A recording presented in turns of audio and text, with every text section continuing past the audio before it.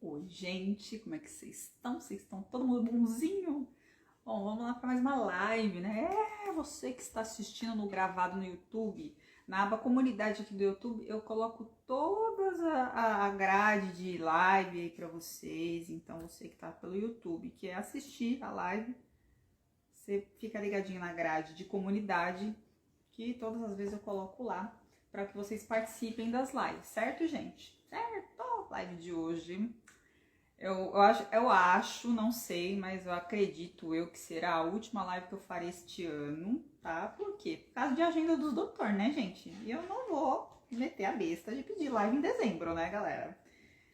Enfim, a agenda deles é muito corrida e aí eu também não vou atrapalhá-los, certo?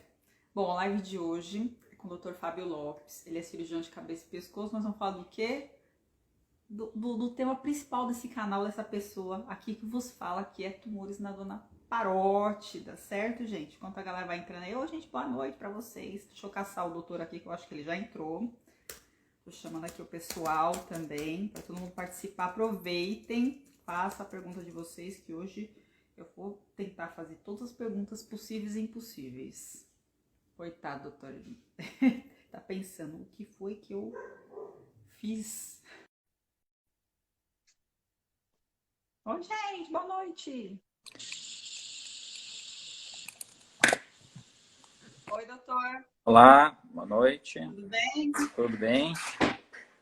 Doutor, primeiro de tudo, eu queria agradecer o senhor parar o seu tempo. Eu sei que você consulta cirurgia, enfim, eu sempre fico muito feliz quando vocês aceitam, tem essa disponibilidade de estar vindo trazer um assunto de tumor de parótida, que é uma coisa que é difícil, né? Ter informação coerente, né? Porque a gente lê tanta bobagem às vezes na internet, né, doutor? E como é um nicho muito específico, muito pouco, né? Ainda mais, Uhum. né? É bem mais difícil. Então, eu queria demais agradecer. Obrigada por aceitar. Eu sei que o senhor me segue há pouco Eu, tempo, não conheci oi, acho muito que meu trabalho ainda, mas eu queria uma demais tadinha. agradecer, doutor. Tá. Eu que agradeço muito. Tá me escutando? Tá tudo bem? Gente, a minha conexão tá boa. Será que é a minha que caiu? Será que é a do doutor? Não sei. Acho que foi a minha. Ah, não é possível. Que pena. Acho que foi a minha que caiu.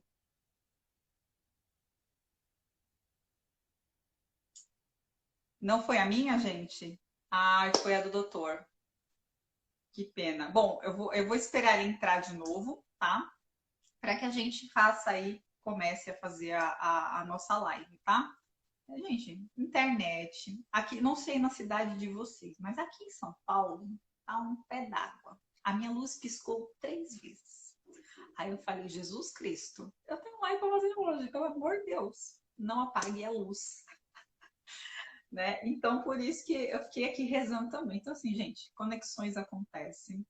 Vou esperar o doutor entrar novamente, tá? Para me chamar ele. Eu vou tentar fazer as perguntas de vocês hoje, tá? Assim como eu sempre faço, tá, gente? Vou sempre colocando aqui.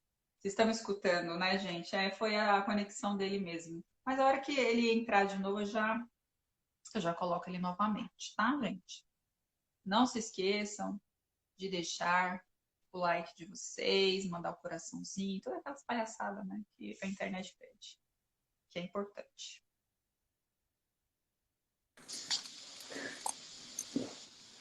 Acontece, doutor, tudo bem. Tá bem? Desculpa, Tá tudo sob controle. acho que foi a minha internet aqui. Foi. Aí, Mas tá tudo bem. tá bem, desculpa. Bom, boa noite a todos, a ti. Eu que agradeço o convite. Espero poder contribuir. Eu sei que o teu canal é muito concorrido, bem frequentado por colegas meus do país todo, né? Tu tem uma história, eu procurei me inteirar rapidamente, e tu prestas um trabalho importante de informação, em saúde, né, para as pessoas, e de divulgação sobre a doença, que, como estava dizendo no início, ela não é tão frequente, é considerada rara, inclusive, principalmente os tumores malignos, né? Na nossa especialidade, na cirurgia de cabeça e pescoço, é relativamente comum para nós, né? Mas, de modo geral, para a população em geral, não é tão comum e as informações não estão tão acessíveis assim, a não ser que a pessoa passe por um problema na família e tal. Então, boa noite, muito obrigado pelo convite e eu que fico bastante agradecido pela oportunidade. É muito comum de vocês verem, né? Mas a gente também, né, doutora? A gente que passa também, a gente sabe na pele, né? Sim. A gente só vai ter noção, né? Quando a gente passa, não adianta, doutora. E aqui no meu canal vem de tudo, não só parótida, vem outras glândulas salivares também, disfunção salivar, um monte de gente com disfunção salivar, de doença autoimune, de doença neurológica, enfim. Então, é porque falta mesmo essa parte de informação sobre isso, é pouca, né? Não é tanta coisa que tem, né? Então, o pessoal vem tudo aqui no meu canal tentar uma ajuda, não um auxílio, né? Que bom, doutor, normalmente eu faço umas perguntinhas muito básicas, né? Tá. Mas eu faço umas perguntas bem assim, pergunta que eles gostam, tá bom? Tá bem. Vamos lá. Primeiro, doutor, o que a parótida, qual que é a função dela no nosso organismo? Para que existe parótida? A parótida, ela é uma glândula salivar, a função básica dela é produzir saliva, né? A gente divide as glândulas salivares em maiores e menores, então tem 3 pares de glândulas salivares maiores, a parótida que fica aqui, a submandibular aqui embaixo e uma sublingual ali. E ela produz um volume, não é o principal volume da saliva, não é produzido pela parótida, né? É pela submandibular aqui. E ela produz uma saliva mais serosa, mais fluida, né? Mais ou menos ali uns 30% do volume diário de saliva que a gente produz é produzido pelas glândulas parótidas. Esse volume varia muito, né? De 600 ml a 1,5 litro, depende da hidratação, do estímulo que a pessoa tem. Então, basicamente, ela é a glândula salivar mais conhecida, né? Mas em volume, em produção, a submandibular trabalha mais, vamos dizer assim. A pessoa só vai ter noção da perda de saliva, né, doutor? Porque quem não tem, como o nosso corpo trabalha, graças a Deus, normalmente, a gente nem liga, mas quando a gente tem a perda salivar ali, que acontece uma série de problemas, aí que a pessoa vai ter a noção de quanto é importante. E vai se dar conta, né, da importância da saliva para várias funções, né? Para o cuidado com os dentes, o início da digestão começa com a saliva, o processo de fala, né, e de deglutição para engolir, as glândulas salivares menores que produzem uma saliva mais mucinosa, mais mucosa, que revestem a mucosa, que facilita a deglutição, a fala, cáries dentárias, uma série de outras funções que a gente desempenha com o auxílio de uma produção salivar, que quando se perde isso que se dá conta, né? Não só a sensação de boca seca, que é uma sensação um pouco mais individual, né? Mas quem tem uma produção salivar bem diminuída, em situações patológicas, em uso de medicamentos, às vezes, que queixa da boca seca e que experimenta, infelizmente, a falta da saliva. Então, as glândulas salivares acabam não sendo tão percebidas por quando funcionam bem, e aí vão ser notadas quando não funcionam bem. E, doutor, como que a gente percebe que a gente está com algum tipo de problema na parótida? Ou nas outras glândulas também? Como é que a gente percebe? A gente tem dor, a gente tem inchaço? Como é que a gente consegue perceber? Então, isso vai variar um pouco da causa que leve à alteração, né? Algumas causas influenciam diretamente na função principal da saliva, da produção da saliva, né? Então, se eu sentir a boca mais seca, com mais dificuldade para deglutir, que eu estimulo e não produzo tanta saliva. Existe um grupo de patologias, de doenças, de alterações, nem sempre uma doença, pode ser uma produção diminuída de saliva por baixa hidratação, por diabetes descompensado, ou por alguns medicamentos, por exemplo, para induzir o sono, calmantes, etc. Esse grupo de funções ou de alterações vão atrapalhar o funcionamento da produção da saliva, o funcionamento da glândula. Existe o outro grupo de alterações, de patologias, que não interferem no funcionamento da glândula. A gente segue funcionando bem, sem boca seca e tal, mas são doenças ou alterações que produzem alterações na forma ou na constituição da glândula. Basicamente são as doenças obstrutivas. Então, para escoar a saliva existe um sistema de canais internos até o ducto principal e pode haver alguma obstrução nesse canal. E a causa principal é cálculo, pequenas pedras que podem formar ali. E o outro grupo, o terceiro grupo de patologias bem frequentes são os nódulos, né? Benignos ou malignos, nódulos ou tumores benignos ou malignos. Esse grupo de doenças também raramente interferem na salivação. O principal sintoma é o crescimento da glândula ou de um nódulo, né? Focal ou a glândula como um todo. E aí é pouco sintomático na maioria dos pacientes. Não é doloroso, né? Geralmente, os mais comuns benignos, de crescimento mais lento. Então, a variabilidade de sintomas vão vir de acordo com a causa básica. Talvez esses três grupos sejam possíveis distinguir. Um relacionado ao funcionamento e à produção de saliva, então menos saliva ou boca mais seca, e alteração das funções de ter menos saliva, desde alterações dentárias até de deglutição. Depois, os quadros obstrutivos, né, que é por cálculo, o mais comum, que o sintoma geralmente é súbito, né? Está num restaurante, está em casa, vai comer alguma coisa, salivou e cresce, a glândula incha subitamente, né? Esse é um quadro obstrutivo. E o terceiro grupo, digamos assim, são as doenças nodulares ou tumorais, que não tem esse quadro das outras duas anteriores, e normalmente é um nódulo indolor, que a pessoa percebe de repente, não costuma doer, não costuma crescer rápido, mas é aquele carocinho na topografia de uma das duas glândulas principais. Muito mais comum aqui na parótida, né? Ou seja, na frente do ouvido ou perto aqui do ângulo da mandíbula. Basicamente, assim, didaticamente, são esses três principais grupos. Assim. Vou puxar para o tumor, né? E vou fazer uma pergunta que se eu não faço a pergunta, eu faço para todos os médicos que passam aqui e eles gostam muito que eu faça a pergunta. Também. Doutor, normalmente dor, né? Como o senhor disse, tumor de parótida ele não tem muito sintoma no seu carocinho, né? Que cresce ali, a pessoa percebe, não tem. Assim. Normalmente, dores estão mais associadas a tumores malignos do que a sua grande maioria, que são os benignos. Sim. Mas é possível um tumor benigno também causar desconforto, doutor? É possível? Se é possível o quê? Um tumor benigno causar dor, desconforto?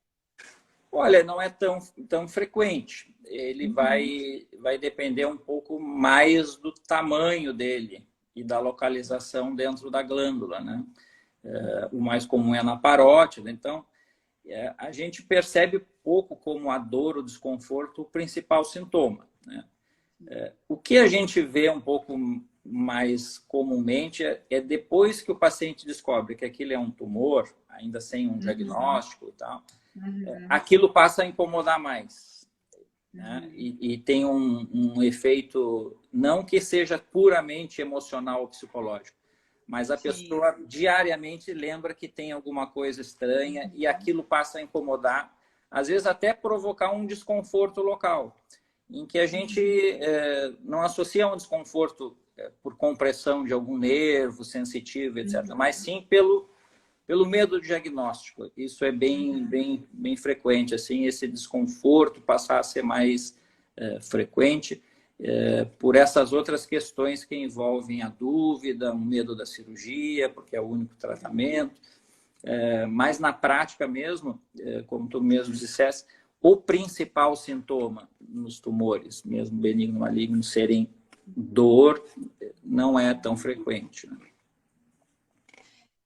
Doutor, já que eu já entrei nesse assunto do benigno maligno, quais são os tipos de tumor que pode ocorrer na parótida? Certo. Então, a parótida é o sítio principal, entre as outras glândulas, de tumores, né?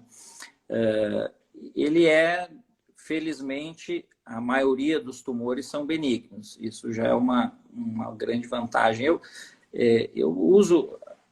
A questão numérica pode variar um pouco de fonte, de livro, de estudo, né? Mas eu procuro usar um número que ele é arredondado, assim, que a gente consegue gravar. Então, na parótida, cerca de 75%, 80%, entre 7 e 8 a cada 10 são benignos, né? E de 15 a 20% de risco de malignidade. Já aí, estatisticamente, já dá uma grande vantagem positiva, digamos assim. Graças a Deus. Tanto por ser na parótida, é um número também que beira isso, quase 80% dos nódulos de glândula salivar benignos ou malignos são em parótida. Tendo na parótida, 80% deles, vamos gravar um número assim, é benigno, né? E 20% maligno.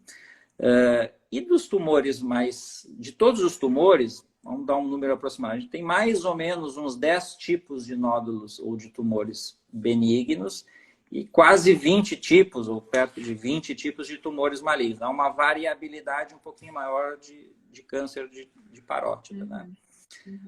Porém, tem aqueles mais conhecidos, né? Ou que são os mais prevalentes. Então, a grande maioria é benigno, e desses benignos, o mais comum é o adenoma pleomórfico, que é chamado de tumor misto também, né? Porque ele tem pelo menos 2 principais tipos de células diferentes que geram eles. E o segundo mais frequente tem um nome, tu conhece também, tem um nome estranho, que é o tumor de Warthin, né? E ele clinicamente é bem diferente do adenoma. No exame físico a gente já consegue separar um pouco eles, porque um é mais durinho e o outro é mais amolecido, geralmente, né?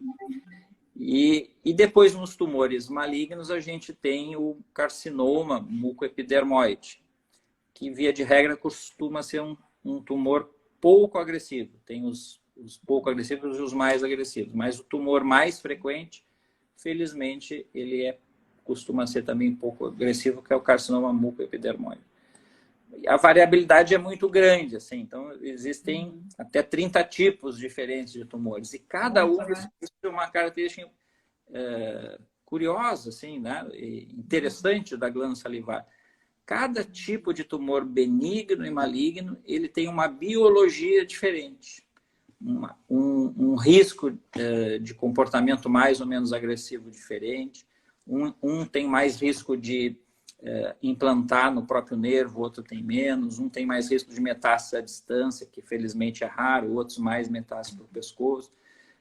Crescem de maneira diferente. Então, há uma variação histológica, né, de comportamento biológico bem diferente, bem variado. E isso acaba redundando também em cuidados específicos na cirurgia, prognósticos diferentes quando ele for maligno, né? Então, essa variação assim, de quase 30 tipos de tumores benignos e malignos diferentes geram uma variabilidade de doenças diferentes, embora possam ser na mesma glândula, por exemplo. Doutor, como a maioria deles são benignos, normalmente quando a gente fala tumor benigno, a pessoa fica mais tranquila, né? A pessoa, é benigno, tá tudo bem, vou ficar com ele, né? Tô com medo da cirurgia, né? Eu tenho os riscos. O adenoma pleomórfico, ele tem uma característica muito específica dele, né? Que eu sempre gosto de frisar, que infelizmente é benigno, mas ele tem aquela característica maravilhosa que ele pode se transformar em tumor maligno, né, doutor? Exato. O adenoma pleomórfico tem tudo isso, vamos dizer, entre aspas, de bom, que a gente diz, ou seja, curável, não cresce rápido, é o mais frequente, mais chance de cura. Porém, eu diria que ele tem 2 características importantes. Uma é essa que tu dissesse. Ele tem um risco de malignidade. Ele, embora seja benigno, ele pode se transformar num carcinoma, um adenocarcinoma, né? Que é um tumor maligno e que tende a ser agressivo. Varia muito, a questão numérica é difícil. Qual é a chance? Olha, varia, mas digamos assim, cerca de até 5% deles, em algumas populações e idades, podem virar câncer, né? Então, isso é uma questão que a gente levanta para o paciente. Olha, é benigno, tranquilo, não tem pressa de operar, não é uma urgência, né? Mas, porém, se a pessoa optar por não operar, que é uma opção da pessoa, ela tem que ser informada que existe um risco pequeno de malignizar. Ele aumenta quanto mais antigo é aquele nódulo. Então, aquela pessoa que tem um nódulo por anos que não incomodou e ela acabou levando dessa forma, conforme ela vai envelhecendo com o nódulo, vai aumentando o risco desse nódulo se transformar. E a segunda característica que eu acrescentaria aí, que é o seguinte: ele tem que ser tratado de uma certa forma como se fosse maligno. A gente não pode violar o tumor, não pode cortar ele, tem que dar uma margem de tecido ao redor. Não se pode fazer biópsia tirando pedaço, né? Porque ele implanta, ele cria novos tumores, vamos dizer assim, aonde ele foi cortado, seja perto do nervo, seja na gordura, no músculo. Então, ele, apesar de ser benigno, ele tem duas características importantes que tem que se conhecer para quem for até mesmo biopsiar. Não é assim, né? Chega e faz uma biópsia. Inclusive, tem que ser muito cuidado em fazer uma biópsia de glândula salivar, né? Então, eu acrescentaria essa que tu levantasses, dele poder malignizar, que existe. É um risco baixo, vamos dizer assim, né? Não é tão alto, mas ele existe, não é zero. E a segunda característica é que, apesar dele ser benigno, e mesmo benigno ainda, se ele não for abordado corretamente, seja na biópsia, seja na cirurgia, ele pode trazer algum transtorno para aquele paciente, porque vai aumentar o risco de recidiva. Certamente vão ter novos tumores naquele local onde células foram implantadas ali, né?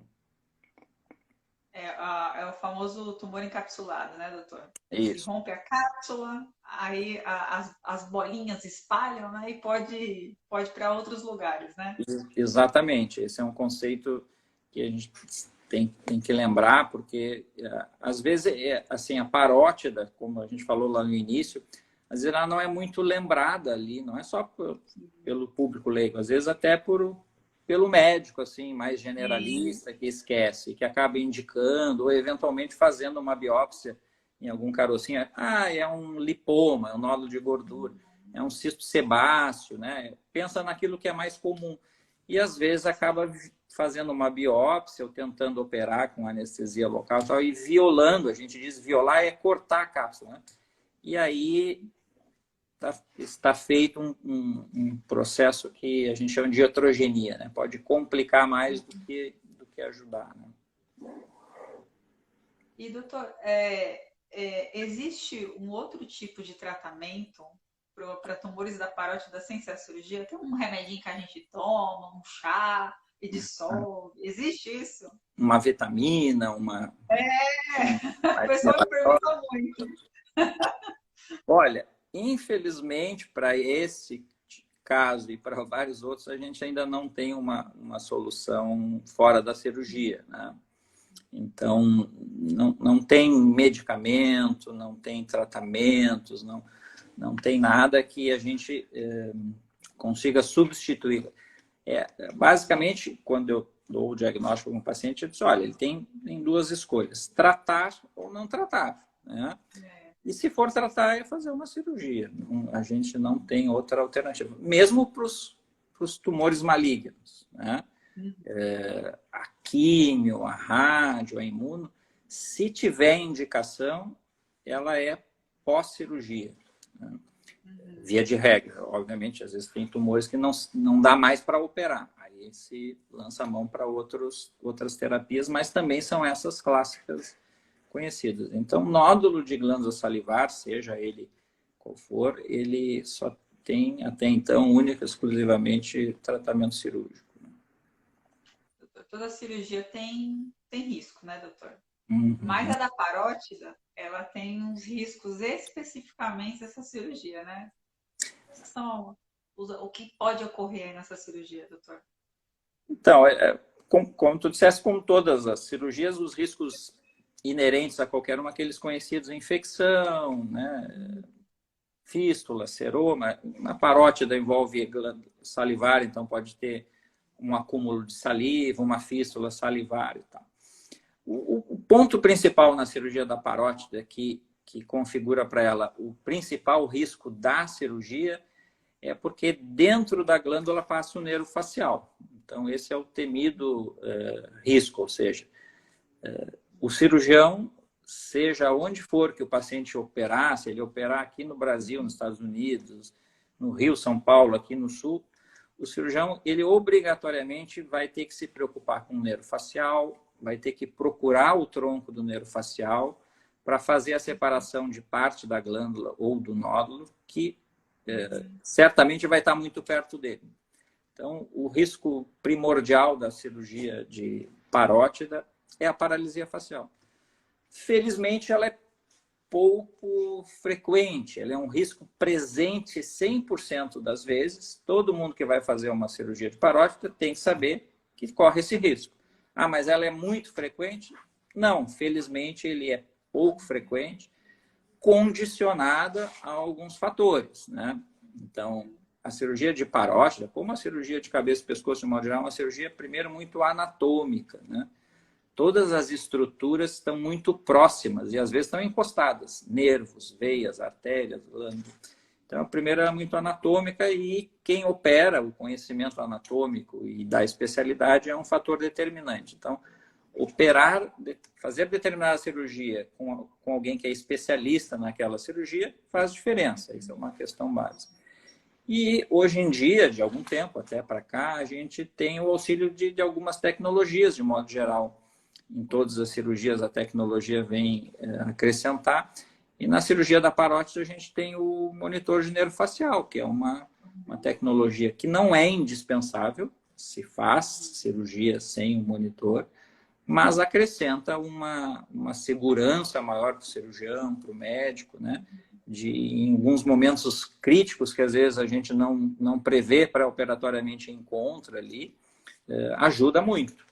Então, felizmente, o resultado, né, que é retirar um nódulo com segurança, curar o paciente e com um bom resultado funcional e estético, ele é o mais frequente na cirurgia de parótida. Porém, é um risco presente em 100% das cirurgias. Essa paralisia, doutora, ela pode ser... porque todo mundo pensa que vai ficar assim para o resto da vida, né? Fala paralisia, a pessoa fala, não vou mais fazer a mímica facial, meu Deus, mas ela acontece, pode acontecer tanto da forma temporária quanto a permanente, né? Exato, exatamente. Então, assim, esse tipo de paralisia, ele também vai depender do que aconteceu no transoperatório, né? Geralmente, quando ela ocorre, em que o cirurgião viu o nervo, preservou, mas precisou chegar muito perto, né? E isso, somente esse fato de chegar, manipular o nervo, que é inevitável nessa cirurgia, pode gerar uma paralisia. Então, na maioria das vezes, quando isso ocorre, é transitório, né? A gente tem aí até 6 meses, mais ou menos, num pós-operatório, de retomar o movimento daquele grupo muscular. Essa paralisia pode ser, então, como foi dito, transitória, ela pode ser de uma região, porque depende, às vezes, não machuca apenas o tronco, às vezes é um ramo, às vezes é mais o ramo do marginal da mandíbula, então tem uma hipotonia mais do canto da boca, às vezes pode ser mais alto da região frontal.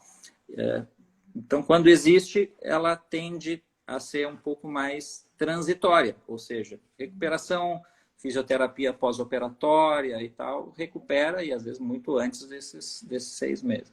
Porém, tem situações em que a gente precisa, no transoperatório, porque o nódulo está preso no ramo ou no tronco, tá, né?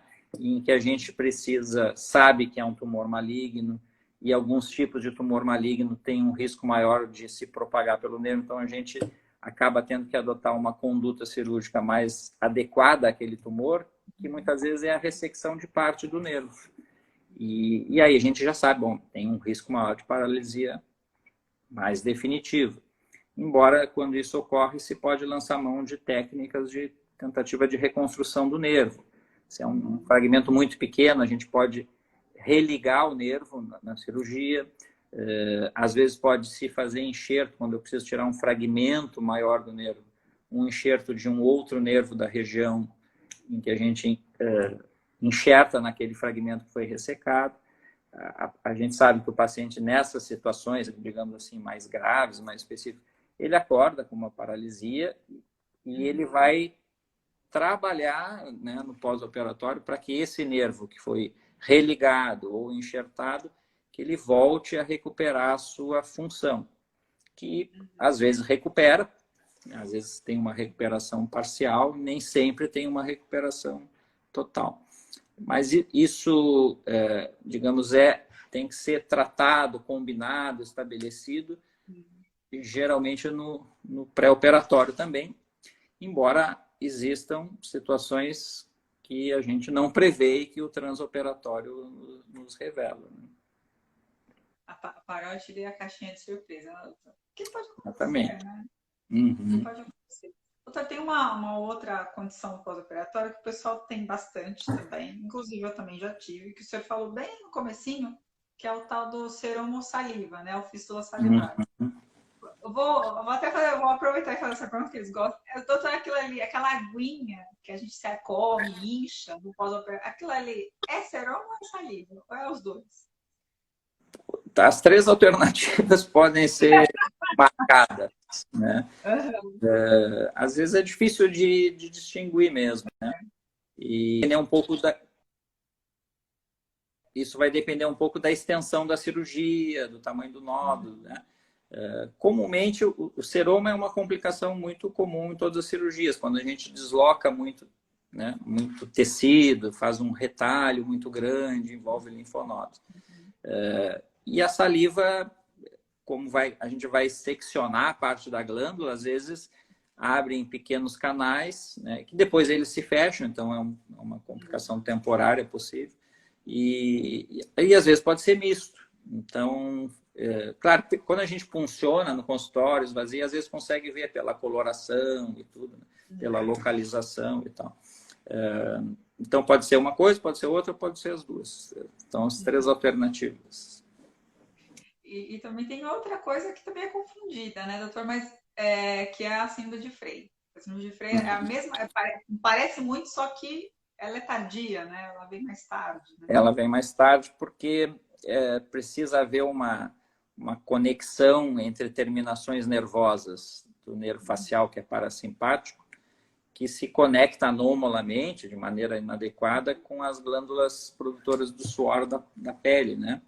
E aí, lá adiante, semanas, às vezes meses depois, o paciente começa a queixar que quando ele pensa em comer ou vai comer, que ele molha aqui, né? Então, é chamado de sudorese mastigatória, tem nomes diferentes, né? Ou seja, tendo que vai mastigar, estimular, sua, sai aquele suor ali, né? E se tu tivesses isso? Eu tenho. Tens. Parece uma cachoeirinha. Tá tudo bem. A Já minha ela é bem acentuada, doutora. Ela é bem acentuada. Aquela que chega a pingar. Mas como eu tô acostumada, então eu não ligo. Mas eu sei que para algumas pessoas é uma condição até social, ela é bem incômoda, né? Uhum. Até falo para o pessoal procurar tratamento, que tem tratamento para isso, né, doutor? Sim, tem. A gente tenta evitar, conforme a cirurgia, há às vezes a possibilidade de se fazer alguns procedimentos na cirurgia, evitando isso, que são interposição de músculos, né? Entre a parótida ou o nervo exposto e a pele, né? Um retalho de músculo e a gente cobre quando vê que tem uma chance grande de ocorrer. E no pós-operatório tem a tentativa de fazer isso fazendo uma reintervenção na cirurgia. Eventualmente a radioterapia é uma alternativa para queimar essas glândulas, né? E claro que a radioterapia tem depois, a longo prazo tem alguns outros riscos, então tem que pesar risco-benefício e vai muito do quanto incomoda a pessoa, né? E deve ter sido o que tu sobrepesou, assim. Operar de novo, fazer rádio, quanto que... Olha, doutor, posso te garantir, eu como uma pessoa que passou pela cirurgia da parótide num pós-operatório que não foi tão legal, mas eu jamais entrar de novo, nem se podia jorrar tudo que podia que eu não ia de novo operar, mas nem não ia fazer isso. Não ia fazer isso. Doutora, eu ia fazer essa pergunta depois, mas eu vi que a galera perguntou. Os tumores de parótida, eles podem ter a famosa recidiva, né? Uhum. Qual é a chance disso acontecer, doutor? Então, assim, ela está condicionada a alguns vários, vamos dizer, né, fatores, né? Desde o tipo, né, do tumor, que biologicamente alguns têm uma tendência maior ou não. A técnica cirúrgica que foi executada pode influenciar, violar a cápsula, como a gente comentou antes, né?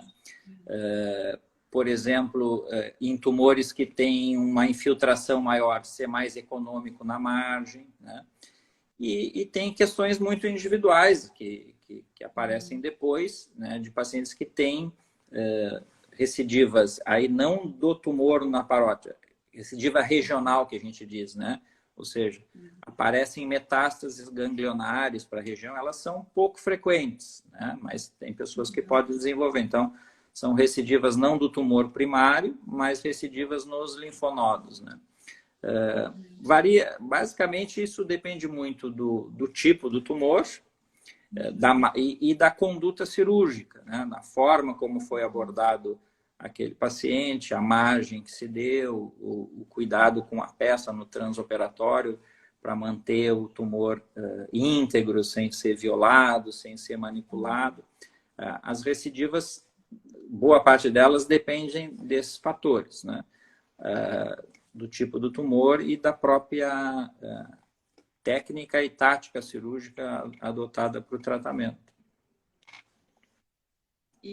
Doutor, o pessoal perguntou aqui se a síndrome de Frey, ela costuma dar mais quando... Porque, assim, existem o lobo superior e inferior da parótida, né? Uhum. O superior é mais teoricamente tranquilo e o inferior como é mais profundo, ele dá um pouquinho mais de trabalho. Quando a síndrome de Frey, ela pode ocorrer mais no lobo profundo ou tanto faz? Enfim. Então, ela é mais frequente dos tumores do lobo externo, que a gente diz é externo ou lateral, né? De fora para dentro é o externo, aí depois tem o nervo e o lobo profundo. Primeiro são mais frequentes os tumores de lobo externo, mais lateral, né? E quando a gente remove todo o lobo, quando precisa remover todo esse lobo superficial, que representa mais ou menos 80% da parótida, do volume total da parótida. E quanto mais nervo eu deixo exposto, mais risco tem da síndrome de Frey.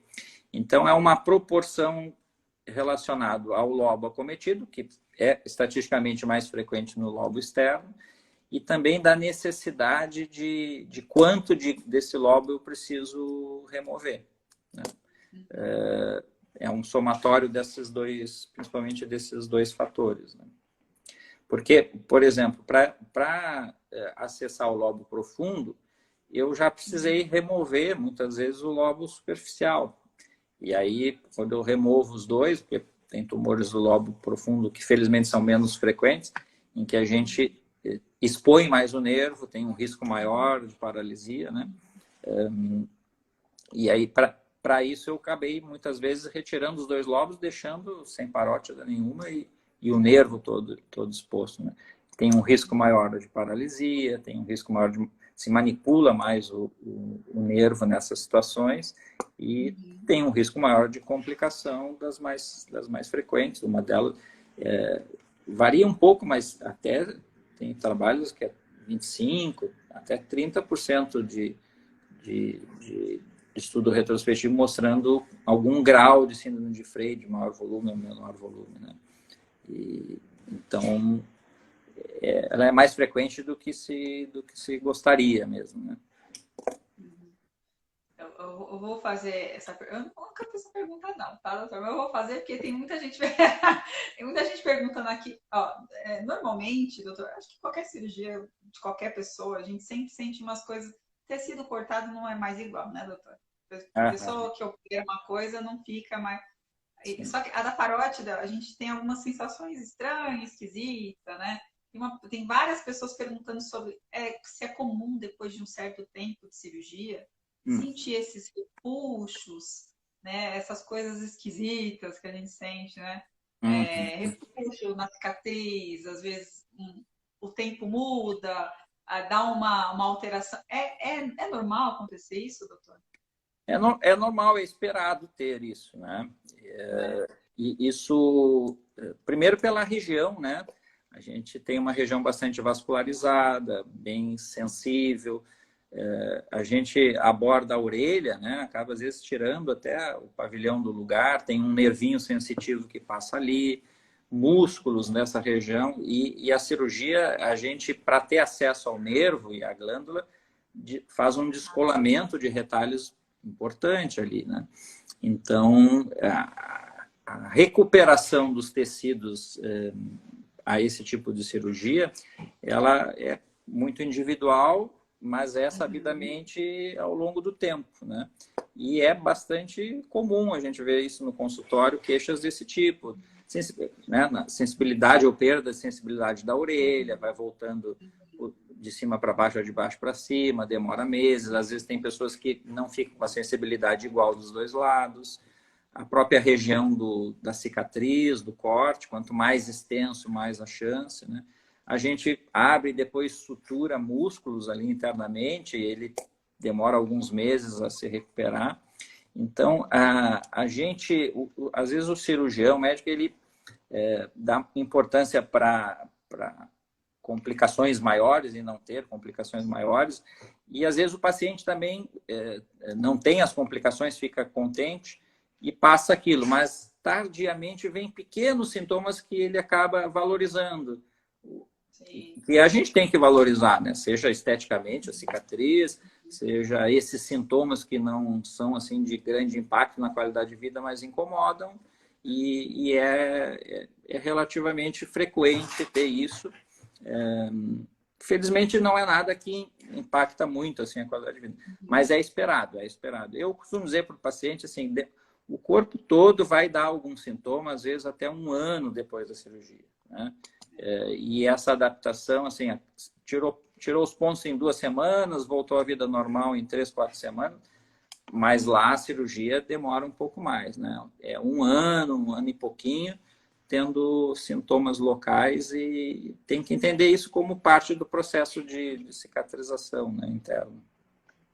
A pessoa vê a cicatriz fechada lá e fala, pronto, agora eu posso fazer o que eu bem Uhum. entender. E não é assim, né, doutor? É, Internamente não cicatrizando ainda, né? sim, porque a mobilização de tecidos ali interno ela é bem grande, né?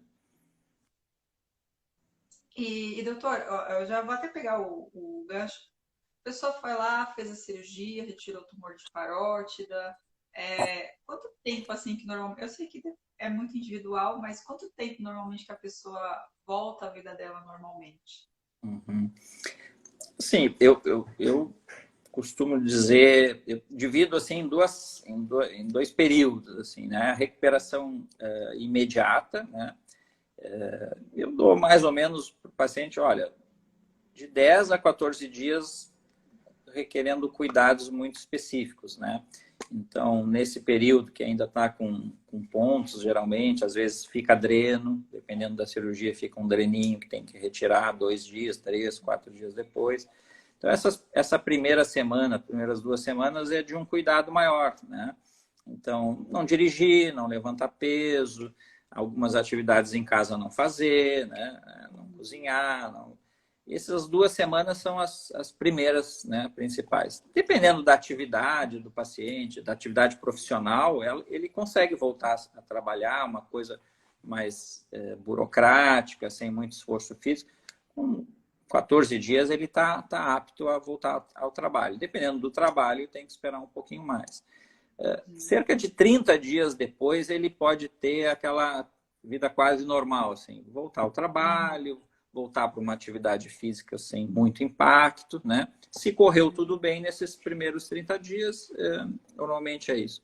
A cirurgia de parótide, ela tem toda essa questão dos riscos que assusta, ela é uma cirurgia invasiva, delicada, anatômica, mas ela é uma cirurgia de boa e rápida recuperação, na maioria das vezes, né?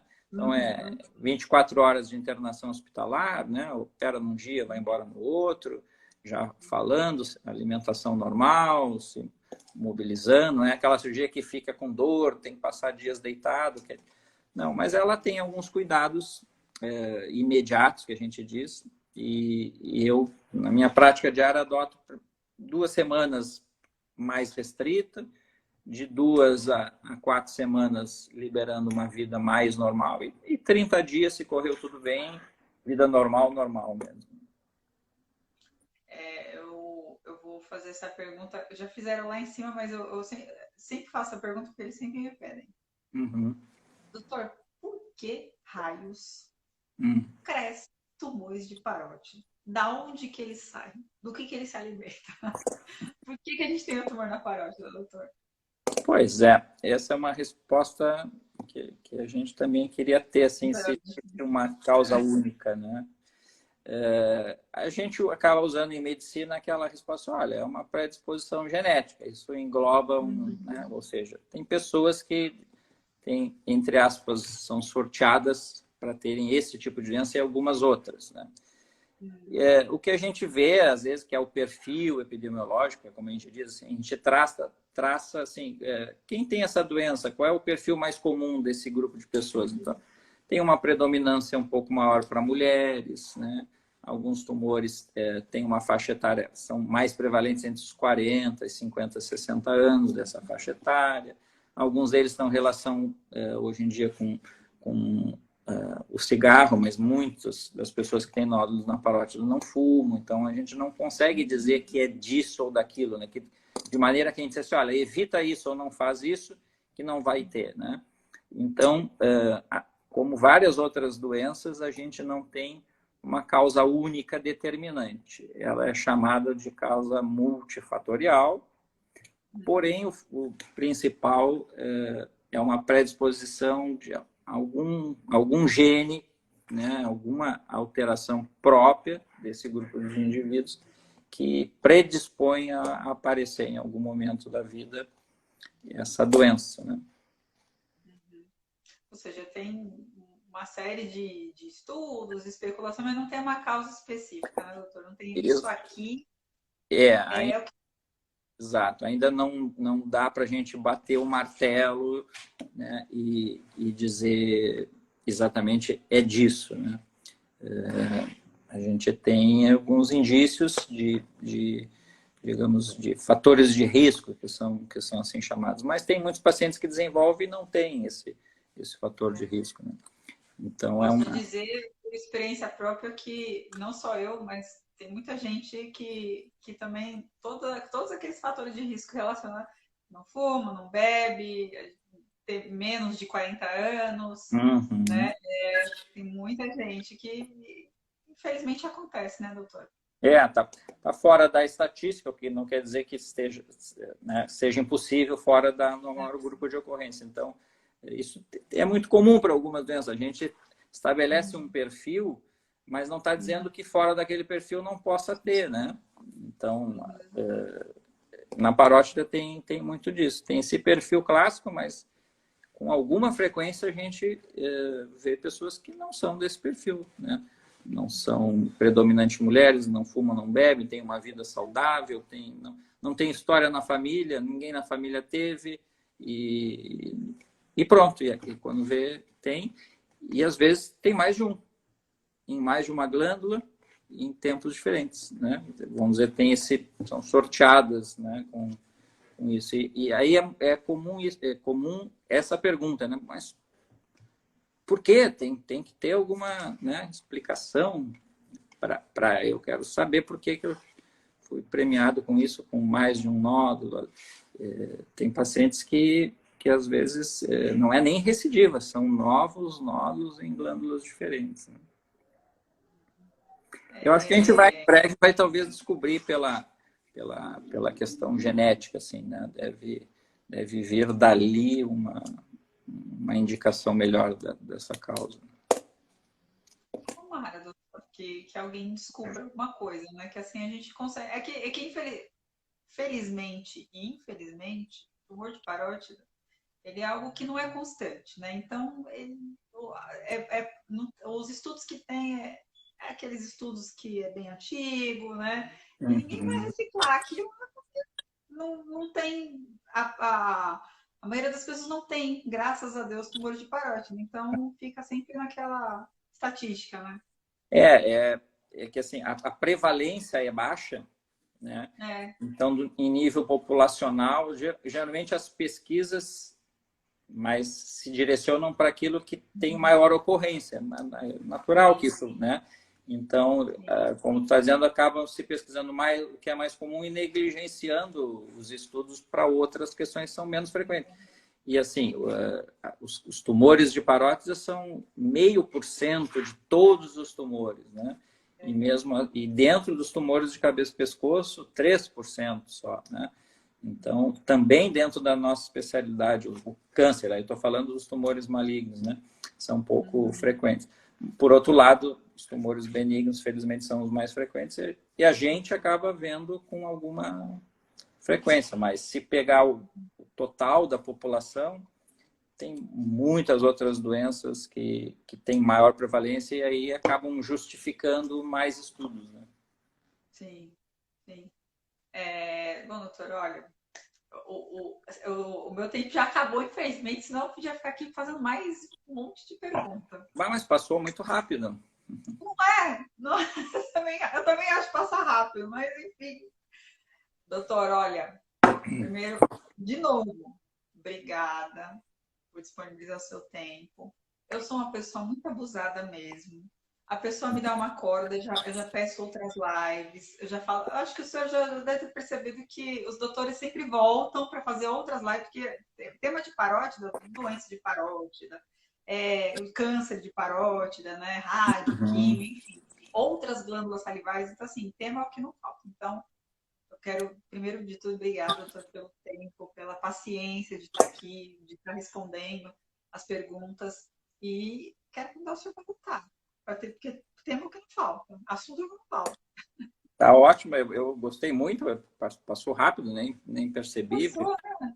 Teu público é bem participativo, né? É. E eu acho que faz um trabalho importante, que alcança muitas pessoas, nem sempre ao vivo, mas as pessoas vão ali e ficam olhando, né? E procurando informações. Eu gostei muito de participar, fico à disposição, sempre que possível. Pode me chamar, que vai ser um prazer, certamente, como foi dessa vez. E parabéns pelo teu canal, pela abrangência aí e pela prestação do serviço que tu faz. Parabéns. Obrigada, viu, doutor? Obrigada pela. E olha, viu? Eu vou chamar várias vezes. Tá bem, sem problema. Pode. Sem problema, estou à disposição. Obrigada, viu, gente? Olha, obrigada a todo mundo que participou. Doutor, boa noite. Não vou mais ocupar o senhor. Obrigada mais uma vez. Gente, vamos dar tchau pro doutor. Tchau, doutor. Obrigada. Tchau, tchau. Obrigado. Boa noite a todos.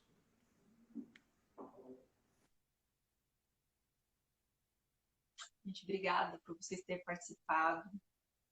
Provavelmente essa vai ser a última live que eu vou fazer de profissional esse ano, tá? A não ser que algum doutor em dezembro eles queiram fazer live, eu acho pouco provável, mas enfim. Obrigada por vocês participarem. Lembrando vocês que essa live vai ficar salva. Vou deixar aqui no perfil da Parótida. Vou também compartilhar com o doutor para ficar no perfil dele também, tá? Eu vou disponibilizar essa live no canal do YouTube amanhã, tá? Quem pegou ela desde o começo, não conseguiu, vou colocar no YouTube lá amanhã para que vocês consigam assistir ela completinha, tá? Obrigada pela participação de vocês, gente. Eu vou entrar várias vezes ainda em dezembro aqui para bater papo, para conversar com vocês sabem que eu gosto, né? Então, assim, obrigada, certo? Se vocês tiverem dúvida de alguma coisa, assim que eu salvar a live, deixa nos comentários, tá? Que os doutores, eles sempre, após as lives, eles sempre dão umas olhadinhas nos comentários, eles sempre respondem vocês. Que, gente, eu vi que tem algumas pessoas que têm alguns tipos de dúvidas. Se vocês quiserem também, perguntem nos comentários que os doutores respondem. Ou então, se quiser perguntar para mim, se eu souber direcionar vocês, eu estou por aqui. Certo, gente? Ó, boa noite, Raquel. Boa noite, Carmen. Boa noite, Cida. Boa noite, Rose. Todo mundo que participou. Obrigada, viu? Por vocês terem participado. Obrigada por vocês terem me mandado perguntas, tá? E eu tô aqui à disposição. Tá bom, gente? Ó, tchau pra vocês.